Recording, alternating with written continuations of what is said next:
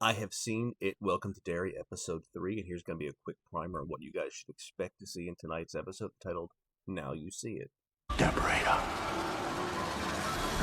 You will see some of the backstory of General Shaw revealed. General Shaw is played by James Remar, and it turns out he has a longer history in Derry than he actually remembers. Chris Chalk, who plays Dick Halloran, remember they used his shining ability to find that car in the mud and everything like that. Halloran's psychic abilities have been proven, but there's only so much he can do stuck on base pointing at maps, and we're running out of time. Put him in the air.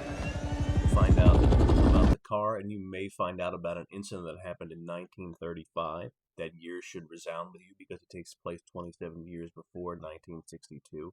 And we know Pennywise makes his appearance every 27 years in Derry. He makes his presence known. So obviously something really bad happened in 1935, which is how this series is going to go. Welcome to Derry will flash back 27 years in the future seasons to come, or past seasons to come, I should say. We saw a clip of this at Comic-Con, but Dick Halloran will go up in a helicopter with Major Hanlon to fly him over Derry to give him a more aerial view of the town, and maybe he comes face to face with a form of Pennywise. Halloran! New friendships will start to be formed in Welcome to Derry, involving Lily, Veronica, Will, who's Major Hanlon's son, and Rich. A new losers club will take shape, so to speak. It won't matter what we tell them unless we can show them proof. Can you help us or not? Bill Skarsgård will not appear as Pennywise. His character will still remain in the shadows, doing what he does, looking from afar, taking different shapes, maybe playing with your mind in certain ways.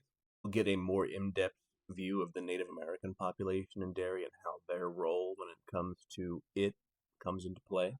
And some of our main characters will set out to try to prove something to the rest of the town, that they know something's there and they need them to believe them.